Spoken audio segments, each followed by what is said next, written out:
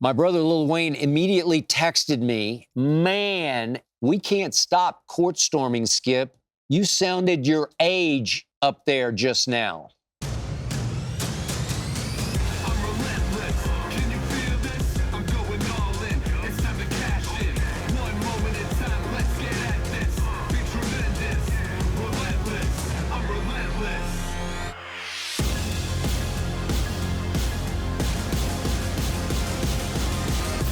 Here we go.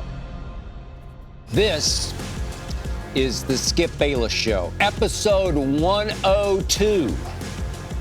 A score in golf I haven't shot since I was a 14-year-old beginner, a score I hope I don't ever shoot again. This, as always, is the Undisputed. Everything I cannot share with you during the debate show that is Undisputed. And by the way, today, you might see at my side is my breakfast of champions, my Diet Mountain Dew that I usually have one of before Undisputed. I have one at the ready today because, weirdly, I have a cold. I don't think I've ever had a cold unless I had one when I was a little kid. I did have COVID for a second time about, I don't know, what was it, 5-6 weeks ago? And I thought, oh my God, am I getting COVID again? I did test. I don't have COVID. I couldn't have COVID, right? Too many antibodies. But I'm a little coughy because of my head cold, my drainage. So if I need to take a swig, I'm ready to take a swig. I got my throat lozenge just in case I get a little coffee. And here we go. Today, I will tell you why Lil Wayne was so wrong when he condemned me as old for my stance on court storming. Today, I will tell you why, once again, Patrick Mahomes is being way overrated. I'll also tell you about my wild night at a Hollywood premiere for a documentary that's dropping on Amazon Prime about the Kid Laroi. Me, the kid with the Kid Laroi? I'll tell you about it. I'll also tell you about another wild night I had here in Los Angeles at a Kings game. Not a King game as in LeBron at Crypto.com Arena. A Kings game as in hockey, which I will explain to you, still comes off as very hokey to me. Hockey is just hokey. And finally, I'll answer several of your questions. One about my recent hole-in-one at Brentwood Country Club here in Los Angeles that apparently is ruining hole number 7 for guests who play at Brentwood. And finally, a question about whether I've ever been an outdoorsman. Me, an outdoorsman? Tell you about it. But first up, as always, it is not to be skipped. So the hottest topic this week on Undisputed was court storming, of all topics. Monday morning, as we came back from vacation, I said ban court storming. My brother Lil Wayne immediately texted me, and trust me, he does not hold back in his texts, as close as we are. He texted me, man, and it was M with a bunch of A's and a bunch of N's. Man. He said, we can't stop court storming, Skip. You sounded your age up there just now. You sounded your age up there just now, meaning on live TV on Undisputed. You know what? The more I've thought about that text, that shot that Wayne took at me, I actually think Wayne is the one showing his age. I think Wayne and Keyshawn Johnson, anyone else who's out there right now supporting court storming is showing their age. They're the ones who are being old school on this. I'm new school. They're the ones living in the past. I'm the one looking to the revolutionary future on this issue. I'm the one who's been ahead of the curve on this issue for 20 years. I started campaigning for the banning of court storming 20 years ago on live TV on a show called Cold Pizza in New York City on ESPN2. Not sure how much I had to do with it, but soon after I started a campaign. My conference, where I went to school at Vanderbilt, the SEC, the Southeastern Conference, was the first conference to start fining schools for court storming, or field storming for that matter, after football games. My school, Vanderbilt, was fined for the fourth time about a year ago after a basketball game at home, Memorial Gym, when we finally beat our arch rival Tennessee for the first time in 10 years. We court stormed and we got fined $250,000, as we should have been. So my young-minded question everything point is, what fool out there decided court storming should be a memorably essential part of the college experience? What fool came up with that notion? Keyshawn Johnson tells me on Undisputed, oh, these kids, they have to pay all this money to go to these schools. Court storming is just part of the college experience. It is? Why? So let me get this straight.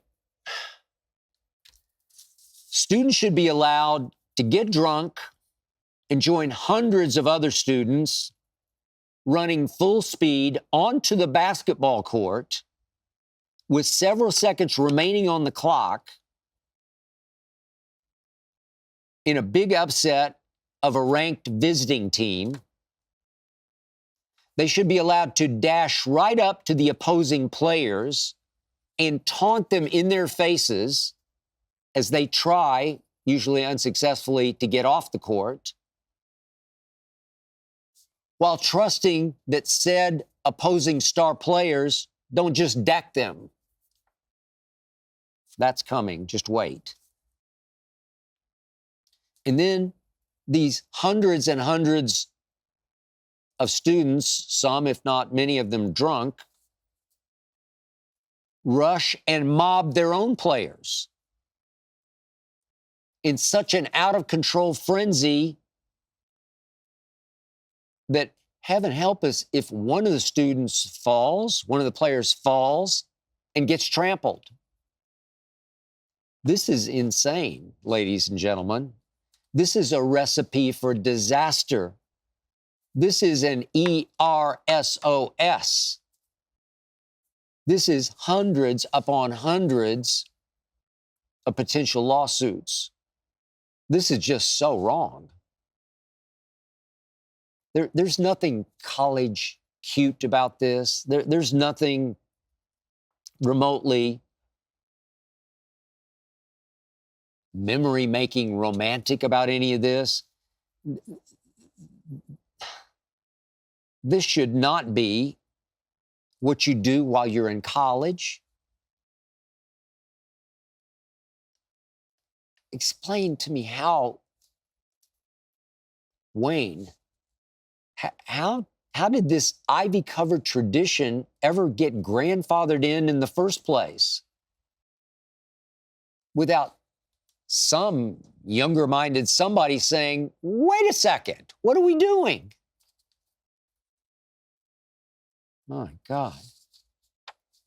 A day passed. Bill Self, man I know and highly respect, stood up and said, it's time to ban court storming. Then Penny Hardaway, another coach and ex-player I respect to the heavens, stood up and said, it's time to ban court storming. Then Alabama's athletic director stood up and said exactly what silly old me said on live TV on Monday on Undisputed. He said, if you court storm, you forfeit. He said, that'll stop it, right? That would stop it. That would save some college kids from themselves, from their court storming selves. That would save some college stars from getting run into or getting taunted in the face. That would save us from one of the silliest, most dangerous traditions out there in sports, court and field storming by college kids. I'll end this rant with a quick story about my freshman year at Vanderbilt. I know it was a long time ago, Wayne.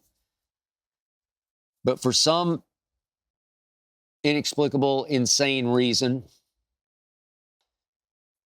at that point there was a tradition at Vanderbilt that when our arch rival Tennessee, the Volunteers, the Big Orange, when they visited Memorial Gym, that Vanderbilt students would smuggle in and throw oranges at the orange-clad Volunteers. Throw oranges, as in fruit, at the Volunteers.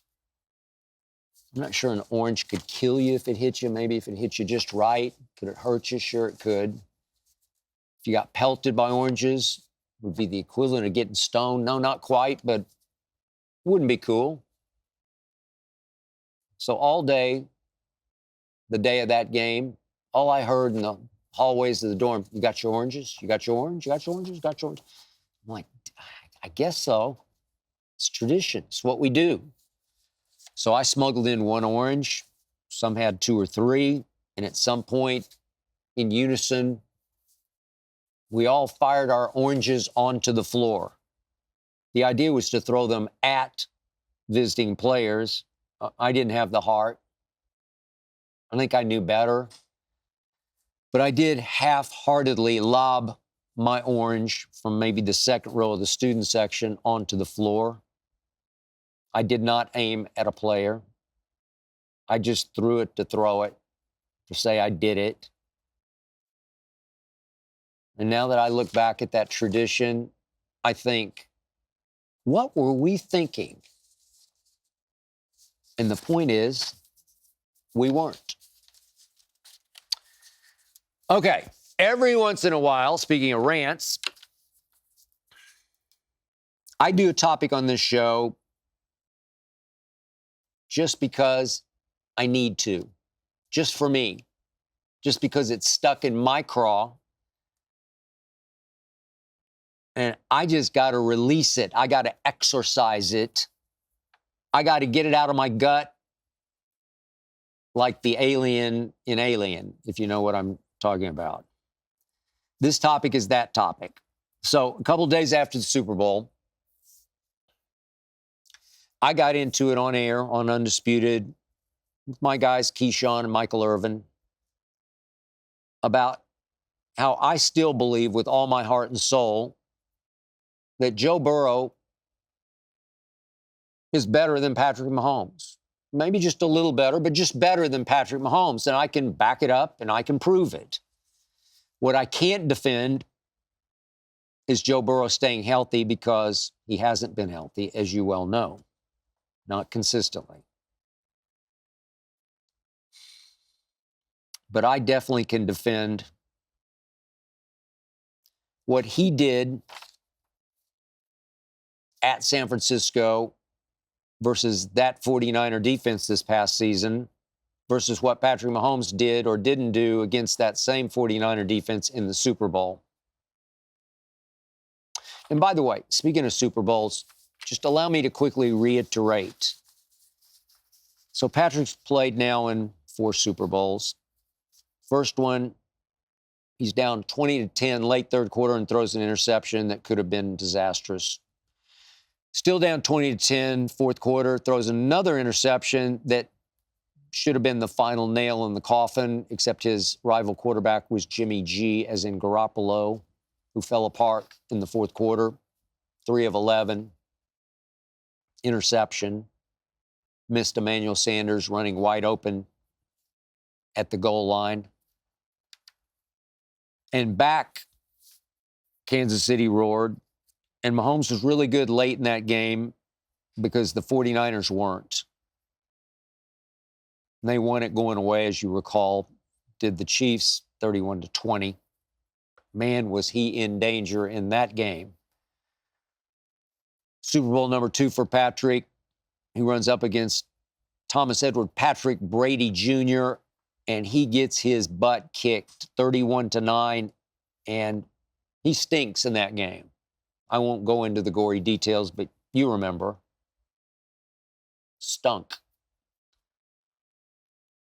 Then a year ago against the Eagles, in that torchable Eagles defense that Dak Prescott had just thrown 347 yards worth against, Patrick struggled all game. He managed 182 yards passing in that Super Bowl. If Jalen Hurts hadn't lost the handle on a read option pitch or keep, I don't know what he was going to do. He just lost the handle. It got scooped and it got scored. And if Kadarius Toney hadn't broken free in the middle of the fourth quarter for a 65-yard punt return down to the 5-yard line, I'm not sure the Chiefs would have lived to tell about that game. But they did. And even though Patrick threw for a grand total of 182 yards, he won. Remember, Tom Brady averaged 304 yards passing in 10 Super Bowls, and in that one, Patrick threw for 182. But who's counting? And then, in this most recent Super Bowl, it took a muffed punt in the third quarter after Patrick had thrown an interception, a muffed punt, a blown punt, a kicked punt, that set up the Kansas City Chiefs at the 16-yard line of the 49ers. And before they could get their defense set, Mahomes struck. That was the only touchdown scored in regulation by the Chiefs, who managed 4 other field goals, including a late one, to tie it at 19. So Patrick was very lucky to score 1 touchdown against that San Francisco defense. 1 touchdown in regulation. He was great in overtime, I give you that. But only 19 points. Interesting. So, if you might remember, Joe Burrow went to San Francisco fairly late in the season, and all he did was, against that same 49er defense that Mahomes struggled against, all Joe Burrow did against that defense was play the best quarterback game I saw all season long.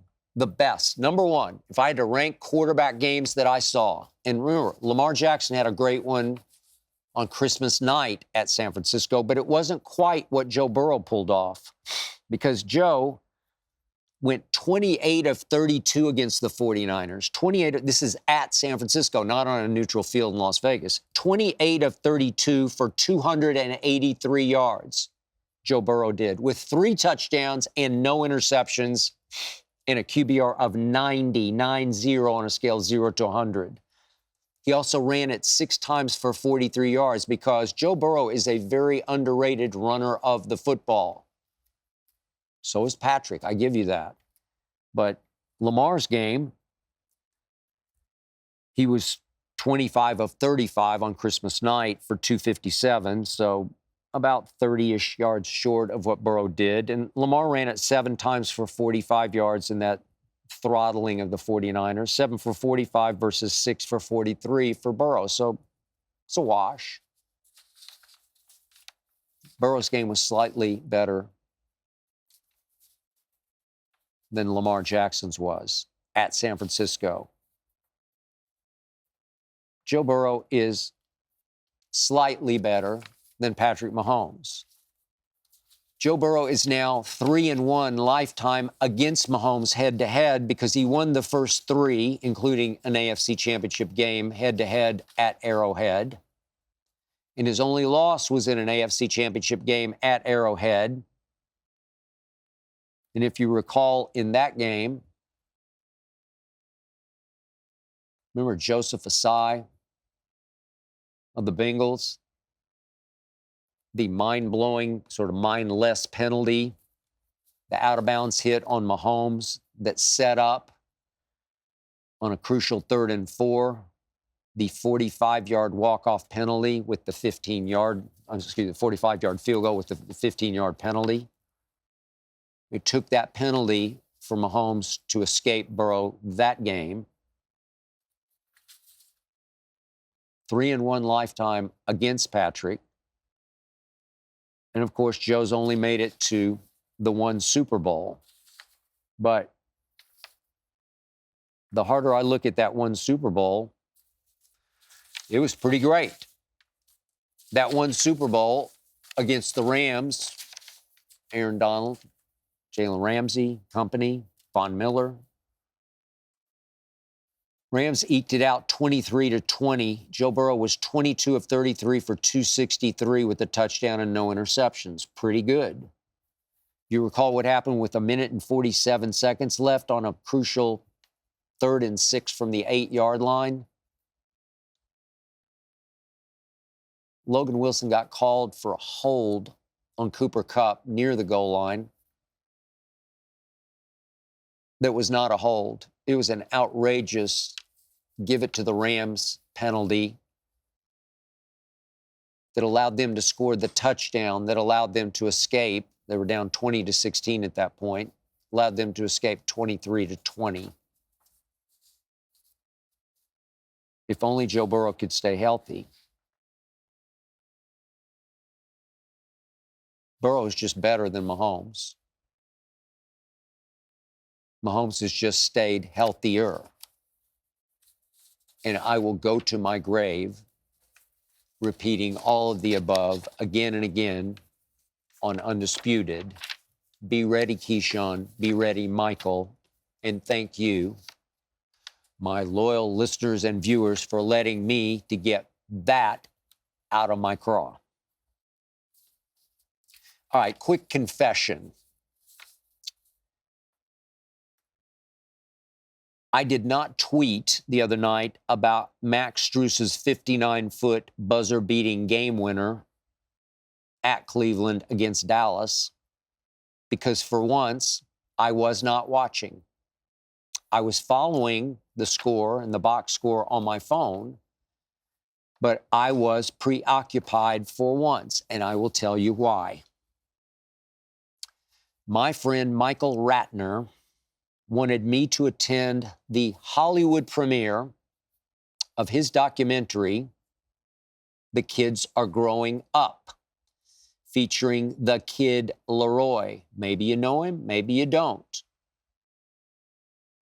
The Kid Laroi is an exploding supernova of a star singer slash rapper, an Australian by birth, now living in Los Angeles. This doc drops Thursday night, depending on when you're partaking of this. Drops now, you could say, on Amazon Prime.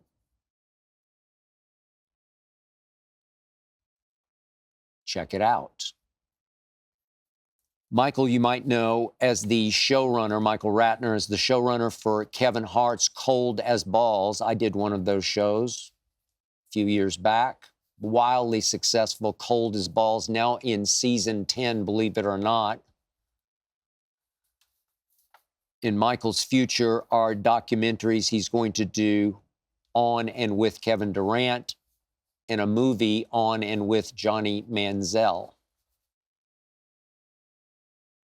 So I believe so deeply in Michael Ratner that I told him I would suck it up and I would be there even on what I call a school night. Remember, I do have to get up at 2 o'clock in the morning.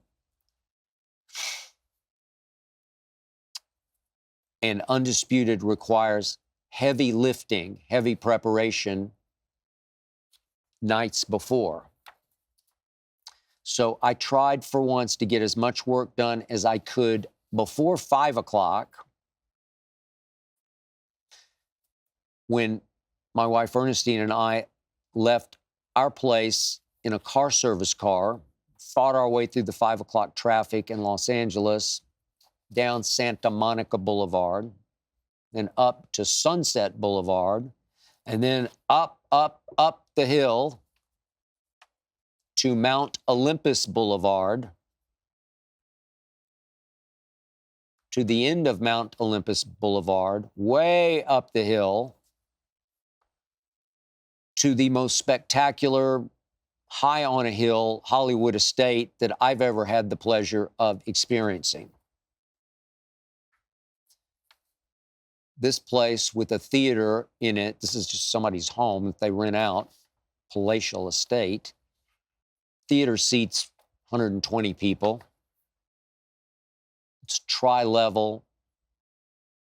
It's too nice to live in.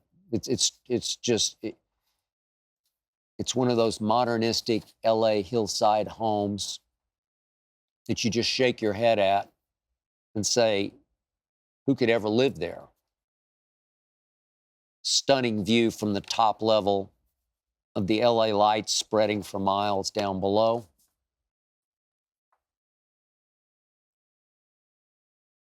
I shook my head after a while and I said, well, once again, I've come a long way from that little 2-bedroom, 1-bathroom tract house of a house, 43rd Street in Oklahoma City. Lil Wayne was invited to this event. He thought about it, but couldn't make it, said he had too much work to do. He was on a roll with his creativity. But his manager, Mike G, was there because he also helps manage the Kid Laroi. And I think there were around 120 people there. Many from the music business that I don't know. But many appeared to know me.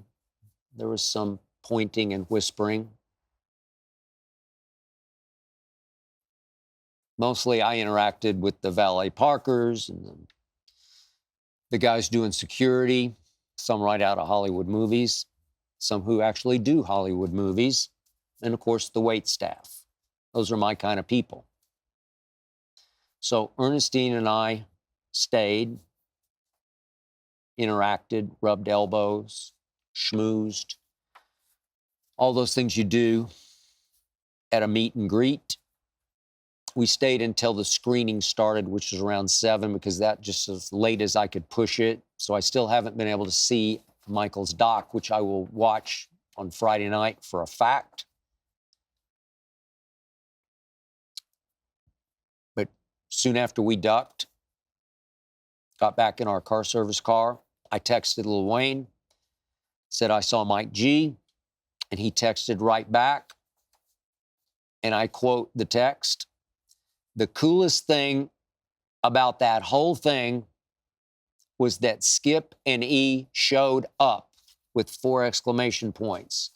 Then all caps, "trust me," with 2 more exclamation points. "I've gotten hit up all night about it," from people who were at the premiere.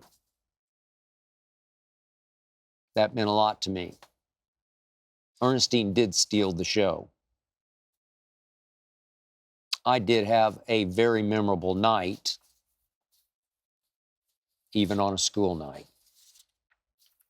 I should do more of that. This question is from TJ from Detroit. What did you do on your week away from Undisputed?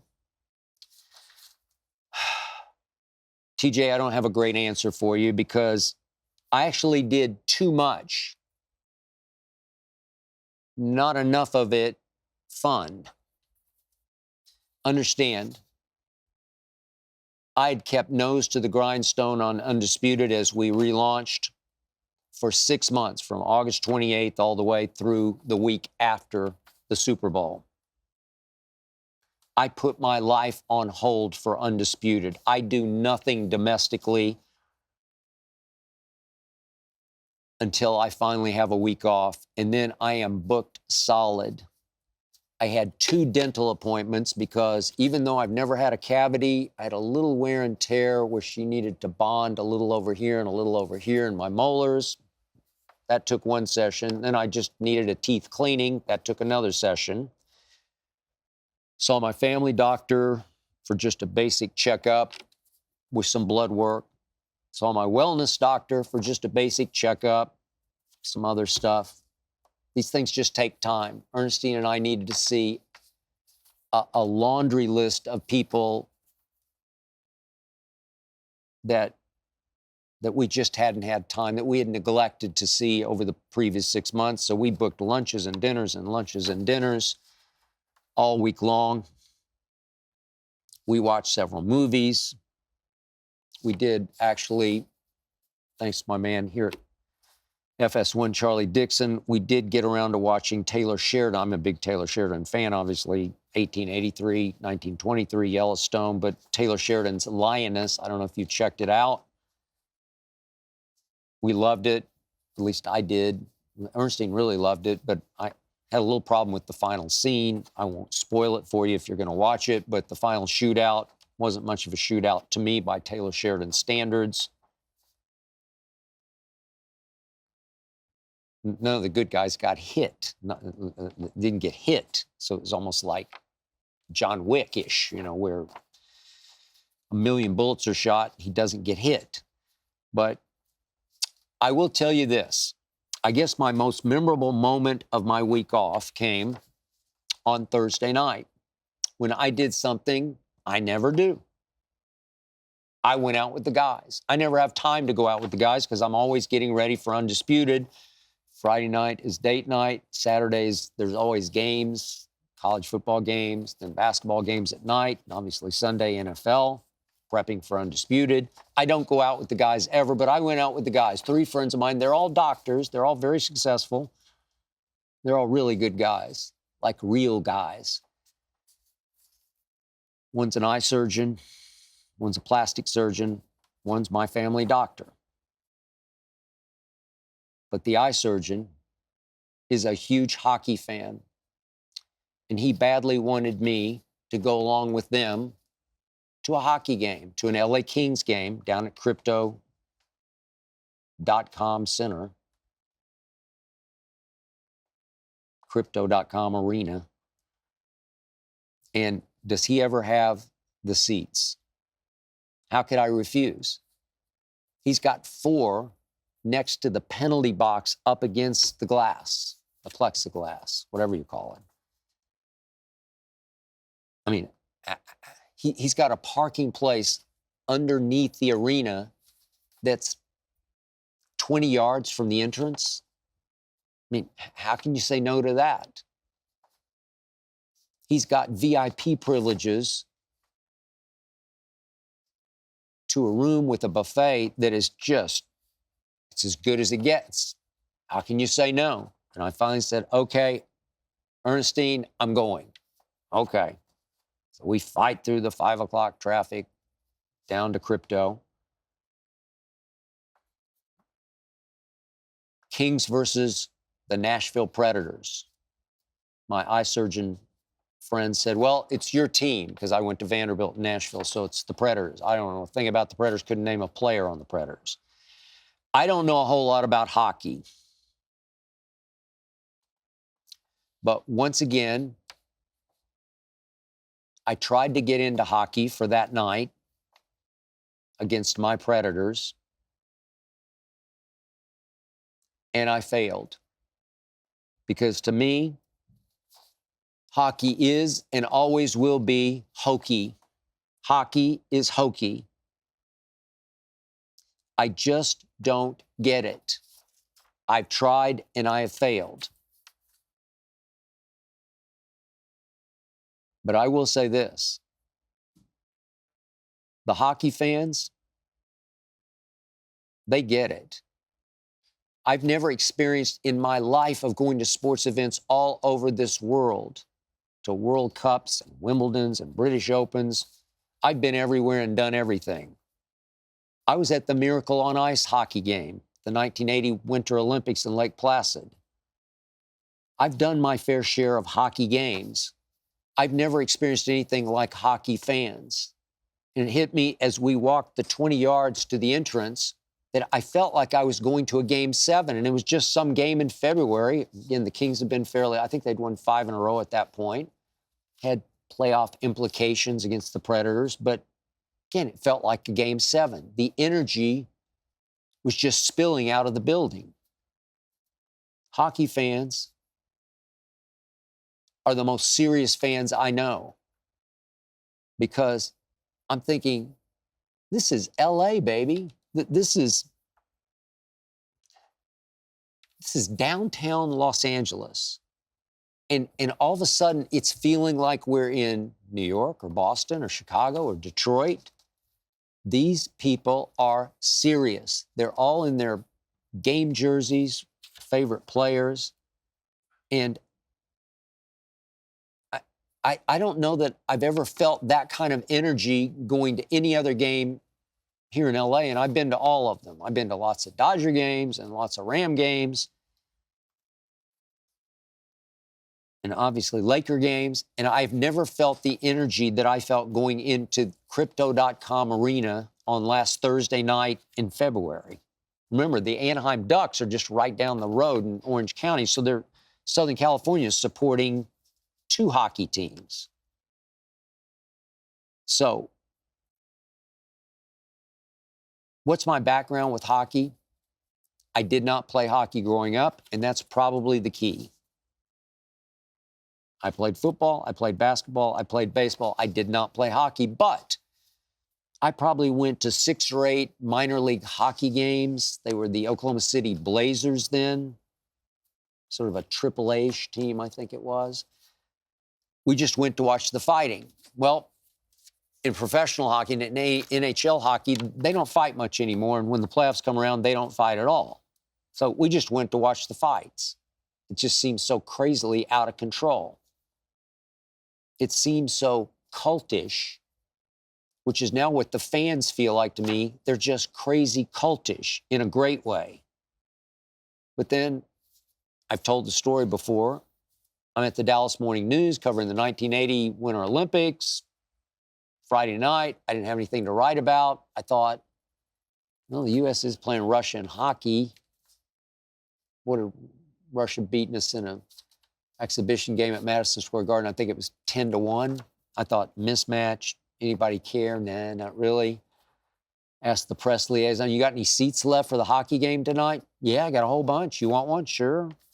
Sat in the front row of the press seating, Lake Placid Arena.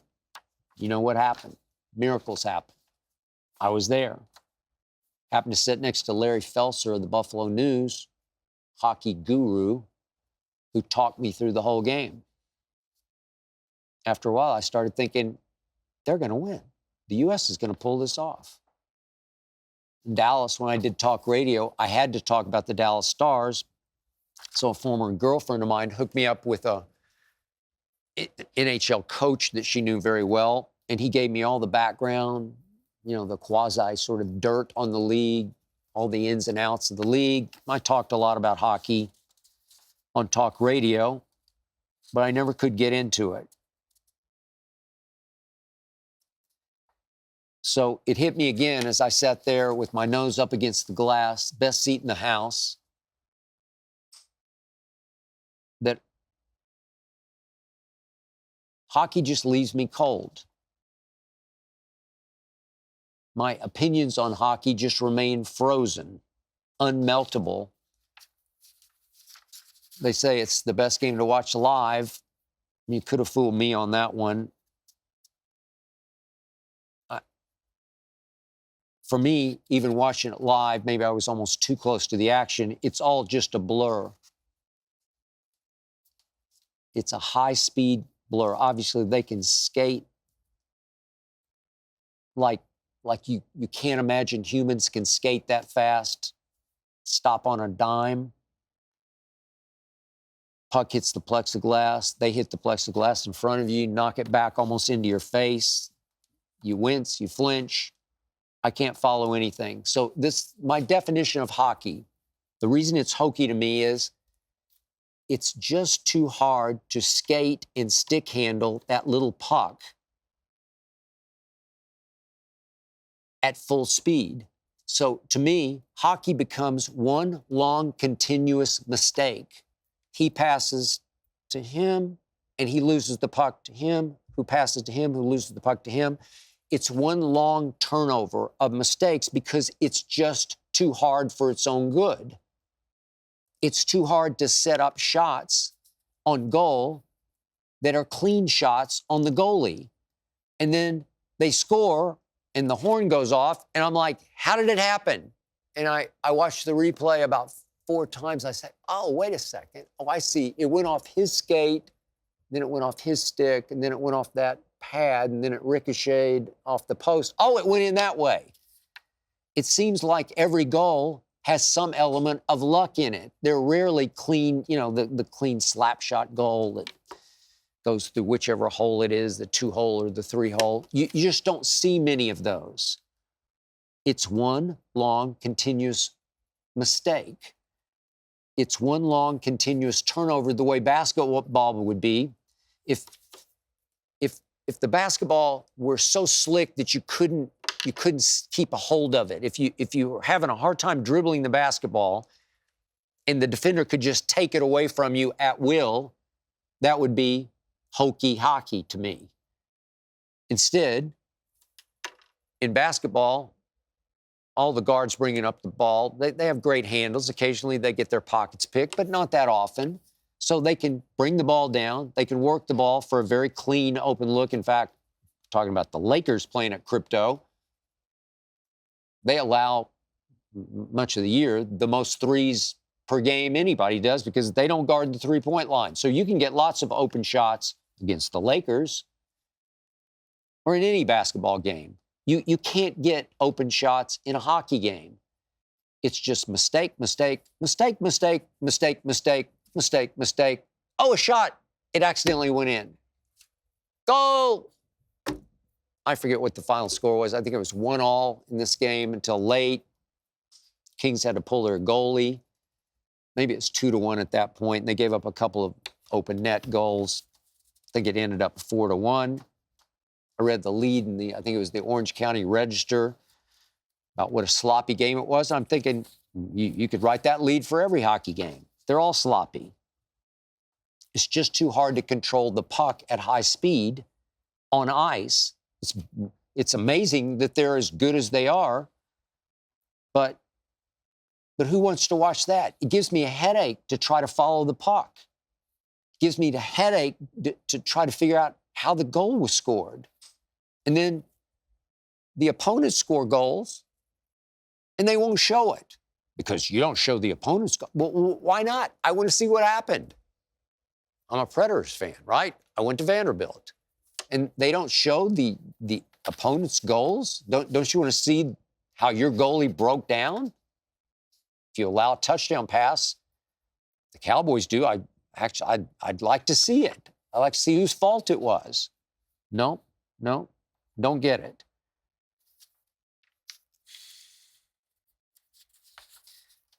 So my point is that hockey has to have the greatest fans in the world because they have the hardest game to watch. I love those people. I feel for those people. They're great to me. They're great to be around. The energy in that building for one goal was like it was for Mahomes' touchdown pass in overtime that won the Super Bowl. I honor that. I had a great time with my 3 friends. We talked, we laughed. We tried to watch hockey.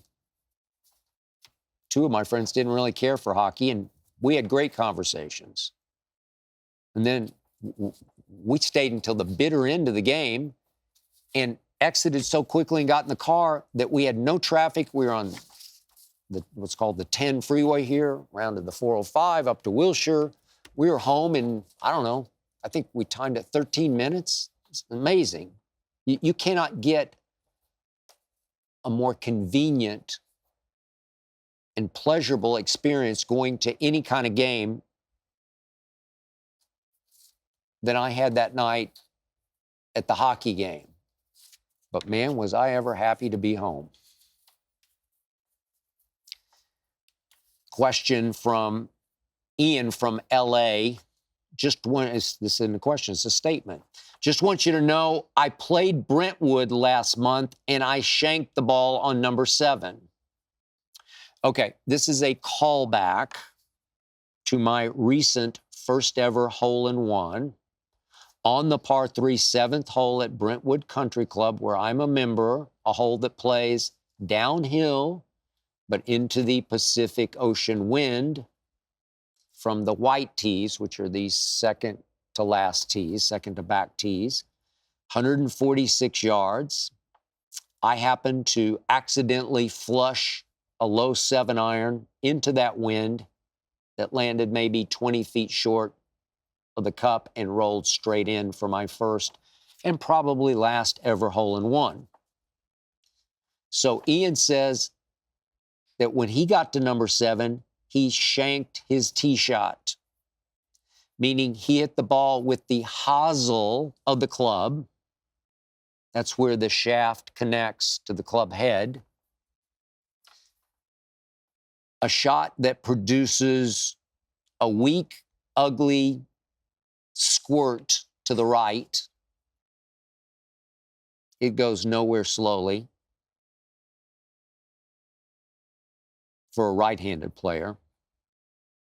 It's a horrifying nightmare of a shot that creates demons in your psyche. It's difficult to fix once it gets its claws in your subconscious. If you remember, I guess you'd have to be a golf fan, but recently at our sister course, which is called Riviera Country Club here in LA, Tiger playing in that event, which is his event, on the first round day on 18, he readily admitted he shanked his shot. He hit it on the hosel and it squirted off to the right into the trees. It's rare for any pro golfer to shank a shot. Tiger then astoundingly recovered with the shot to within, 4 or 5 feet, made that for a par. But if Ian did shank, in fact, his shot on number 7, it has the potential to leave the premises, as in go right over the fence that borders the right side of number 7, guarding golf balls from San Vicente Boulevard. That's 4 busy lanes, actually along Brentwood Country Club, bordered by a row of food trucks that sit there most of the day. So if you do shank a shot on number 7, it has high potential to go right over the fence and right out into the traffic on San Vicente, if not hitting a windshield of one of the parked food trucks. I hope that was not the fate of Ian's ball. I hope that my hole-in-one hasn't made number 7 virtually unplayable for guests. I hope that it doesn't now cause, just by the pressure of playing number 7, that it doesn't create or induce shanks. I want to apologize to Ian for that. I do owe you a golf ball. I assume you lost it. So, Ian, when I run into you, I'll give you one of mine. I do play Titleist Pro V1X, and I owe you one. This is Hal from Stevens Point, Wisconsin. He asked a question that I've been asked often, and I've never gotten around to answering it, so I will just for you, Hal. Are you or have you ever been an outdoorsman?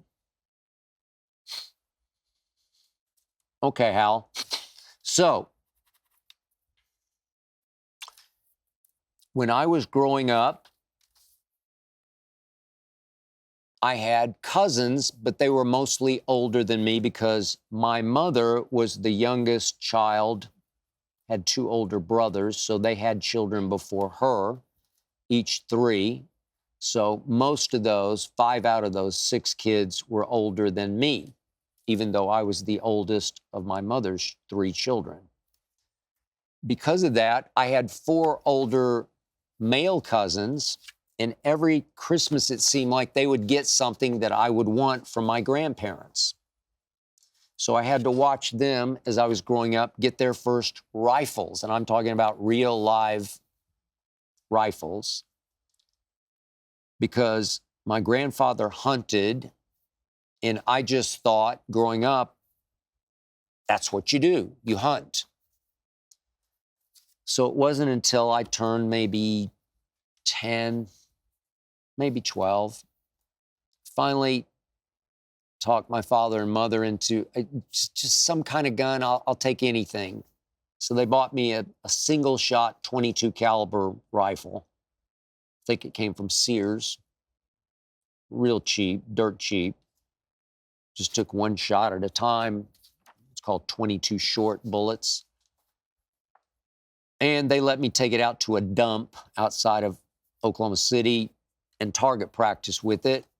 And my father saw right away I was pretty good. So maybe another couple of years passed. Maybe I'm 14-ish. And he lets me save up from working at his little hole-in-the-wall barbecue joint. He lets me save up and buy myself an automatic 22 caliber rifle that held, I don't know what it has. Still have it. I think it holds 14 22 long bullets.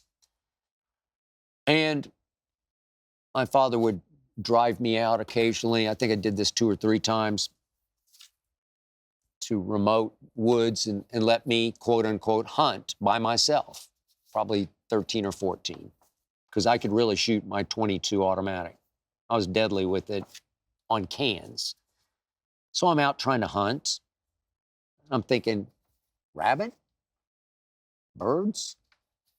And I would walk and I would walk and I would start thinking, I don't want to kill a rabbit. I don't want to eat a rabbit. Why would I shoot a rabbit? I never even tried to shoot anything. I walked a lot, acted like I was hunting because my older cousins always hunted and brought back rabbits and squirrels and birds. I never shot at anything. I never killed anything. And that came and went pretty quickly in my life as a hunter. My other outdoors experiences occurred in Cub Scouts and Boy Scouts and at church camp in Eagle Lake, Colorado, because in those 3 cases, once each, I went on a camp out.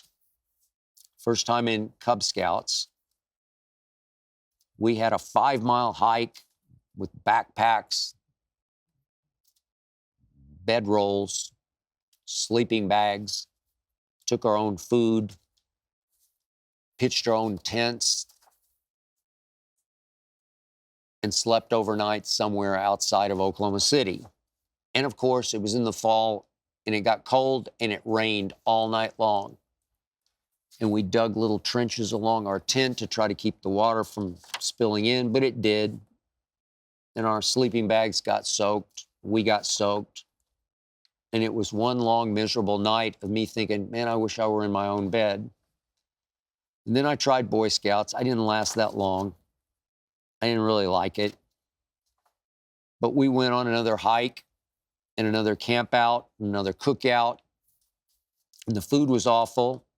And would you believe it rained again? And the tents got flooded. My sleeping bag got soaked. And I kept waking up in the middle of the night because I couldn't sleep, thinking, I wish I were back in my own bed. And finally, I went to church camp in Colorado.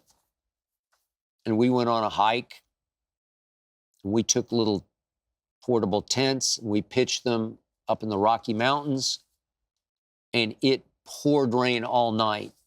And we tried to dig little trenches around our tents to keep the rain out, and the flooding out, but we couldn't. We got soaked.